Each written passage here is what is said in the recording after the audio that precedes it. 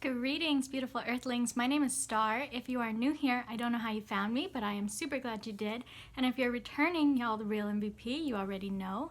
So today we are going to continue on my Learn the Rider Waite series. These first two videos are just going to be an introduction to the book. So if you guys are waiting patiently for the next videos where we start diving into the cards, I really appreciate your patience. I just really wanted to give everyone that doesn't have this book good access to the knowledge that's in the beginning, because there's a lot of helpful stuff in here. So as you guys might notice, I don't have any music on in these videos. You might hear some background noise, and I apologize, but I have decided not to put the background music on for these videos just in case Meditative Mind ever decides to claim my videos because I use their music. So this series will not have any background music in it because it's going to be a long series. I'm going to work really hard on it, so I really don't want it to get copyright claimed. But let's go ahead and do our introduction again. So if you guys are just joining us for this one, I would suggest watching the first video in the series, but you don't have to catch up. So we are going to be using this Ultimate Guide to the Rider Waite Tarot book. As always, I will link this in the description box for you guys, and I think this will run you somewhere between $10 and $20 depending on where you are and when you purchase it as well. So you don't have to have the book. This is what I am going to be using to do this series. And also we are going to be using my Centennial Smith Waite. I know last time I said Centennial Rider Waite, it's actually Centennial Smith Waite. This is Enigma. And this is the in a tin version, so I will always link this in the description box below as well for you guys, just in case you really like this deck and you really want to get it. So I did really want to put money into getting the giant Rider Waite for this series so that it was a little bit easier for you guys to see the details, but I just really can't. I don't like the drawings, I don't like the imagery on that normal Rider Waite. They're just not as good. But we won't be getting to the deck today. I just wanted to show you guys that that is going to be the deck for the entire series.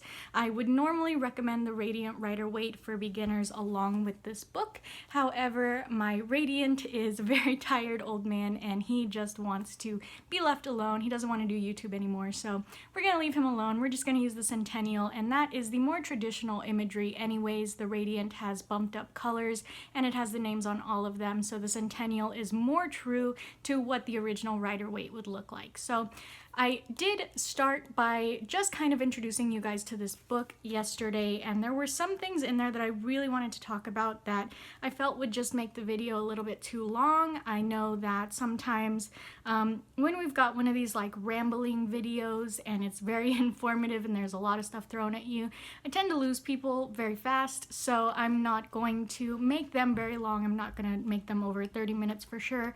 I plan to keep these somewhere between 10 and 30 minutes each because I definitely don't want to lose you guys. This is really important, and I feel like a lot of beginners really need this type of classroom setting for the Rider Waite. I said this quite a few times before that the Rider Waite is a college course in and of itself, so that's why I decided to finally take the time and walk you guys through the Rider Waite card by card.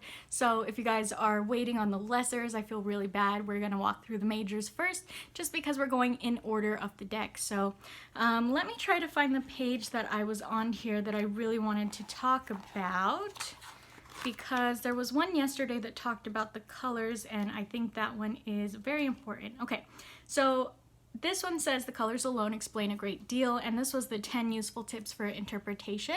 So I'm just going to pick up on this one because there are lots of colors that are used throughout the Rider Waite for a reason.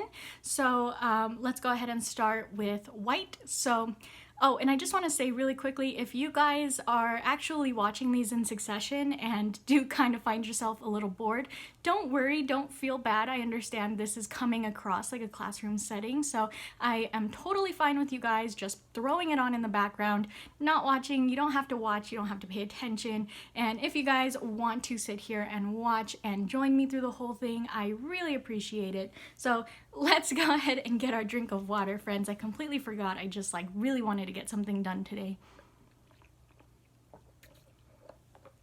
Okay, so the first one we got here is white. So it says the starting point, like a blank sheet of paper, or completion and healing.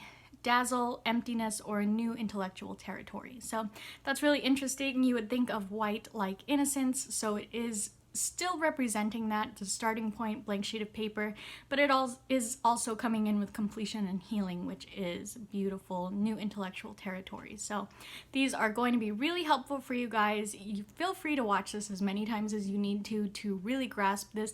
Even if you guys want to take notes, I know this is not a real college course, but if you're a beginner and you're really wanting to learn and really wanting to soak up this information and you don't have access to this book and you don't have the extra money for this book, by all means, feel free, take notes, do whatever you feel you have to. So the second one is gray, and this color represents the unconscious state in a psychological sense, the shadow, or unconscious state or conscious indifference. So the equivalence or lack of prejudice. So I like the word psychological sense, the shadow, best. So gray, shadow area, gray in between. That'll help you figure that out. Black is the unknown, so the earth's innards or the inner significance of a given situation.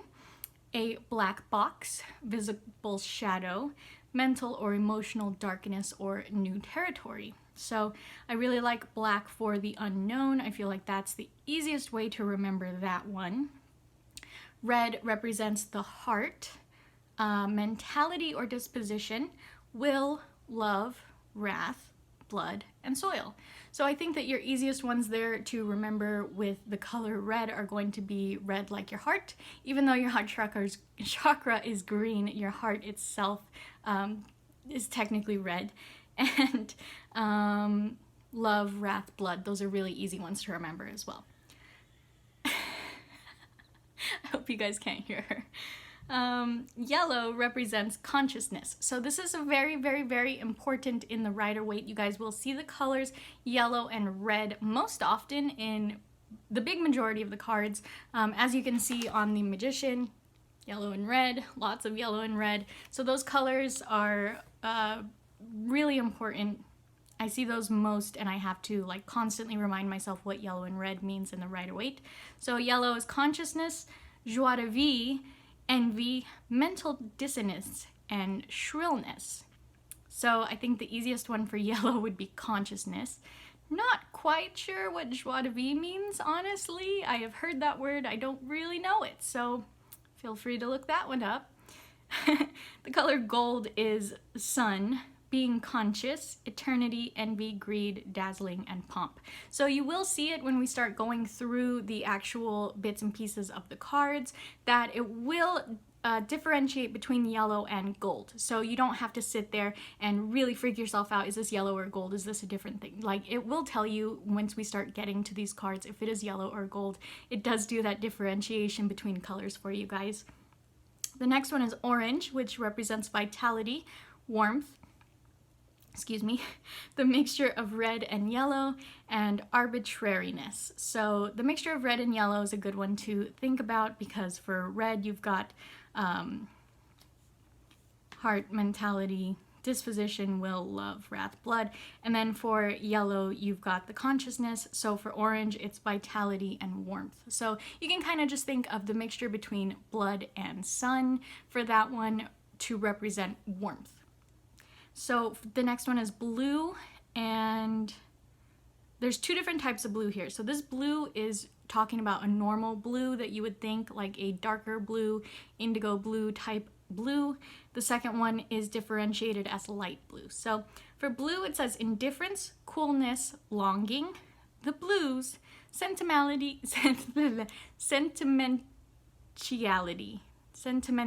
there we go, sorry, that was a hard word. Sentimentality and inebriation. So for the color blue, you can think about indifference, coolness, longing, the blues. I think that the blues is the best way to describe blue, honestly. That's how I remember it. Light blue is air, super easy, open sky, heavens, clear water, spirituality, also being blue-eyed, idolization. There you go. So the next one is green. This one is also super easy. Green represents freshness, youth, auspiciousness, inexperience, and immaturity. So when I think green, I don't particularly think immaturity. That one might take a little bit to cement into my brain, but I do think of freshness and youth, like outside, grass, plants, things like that in green. So freshness is a good way to remember green. And then this one is also differentiated between green and dark green. So I would think it is the difference between a lime green and a forest green.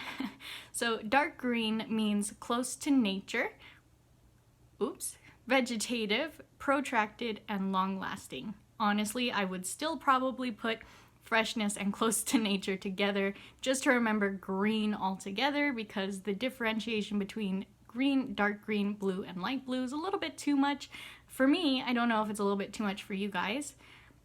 Beige just represents the human body, corporeality.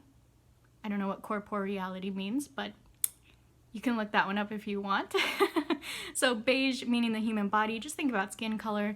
I understand there are lots of different types of skin color, but for the sake of easy remembering, beige, skin color, beige, khaki, human body, okay? Brown is down to earth, son of the soil, grounded, and of creation. So that one's also very, very, very simple. Brown, soil, grounded, creation. Very easy. Violet, however, also does come into play. I didn't realize that. So I would say violet as a purple, since there is no purple in here, so that you don't confuse violet and dark blue. So violet for purple is representative of borderline experience, the mixture of red and blue, which is also very helpful if you can remember red and blue but not purple. And that's all it says, borderline experience. So I know that sometimes in colors in the Rider Waite Tarot, we will also put our own meanings, such as the chakras in there. So if that helps you guys to remember with keywords, you can use the chakras. That might get confusing for things like green, because green does not represent heart in the Rider Waite Tarot. Red represents heart, green represents freshness, youth, close to nature, vegetative, whatnot. So like I said in the last one, we do tend to put a lot of extra meaning on the Rider Waite Tarot that was not completely intended. So things like numbers, chakra colors will be added in our own brains, in our own interpretations, and are probably more suitable for newer tarot decks.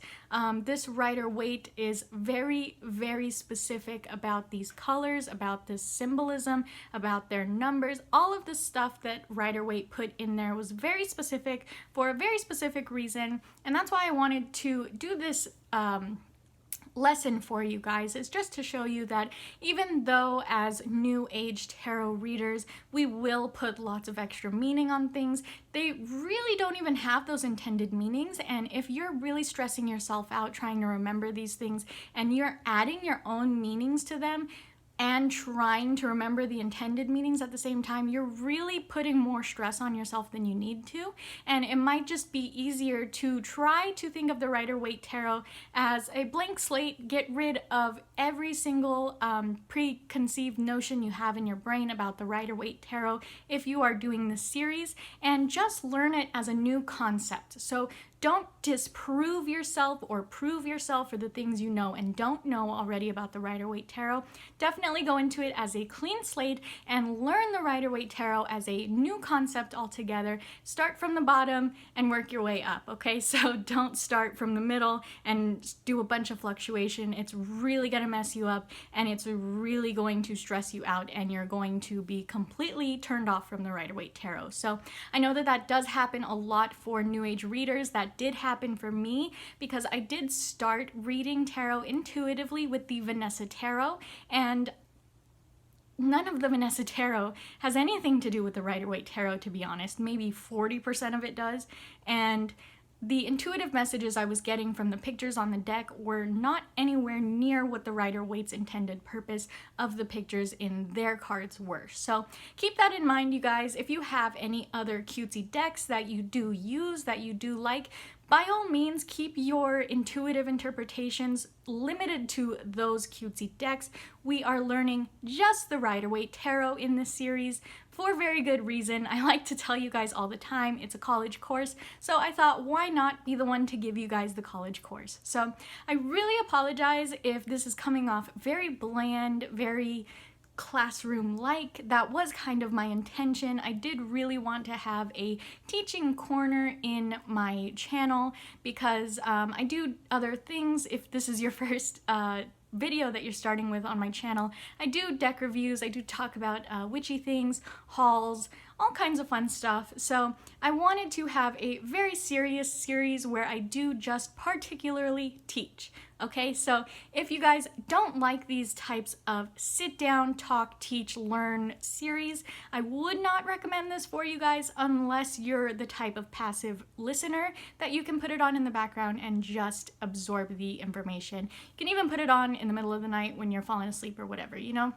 Because I'm that type of person. I can learn more passively listening than I can intently watching. So I really hope you guys enjoyed this video. I'm trying my very best not to make them too long when it comes to this book because I really don't want to stress you guys out and put too much in your brain at one time in one video. So like I said, I will try to keep these between 10 and 30 minutes.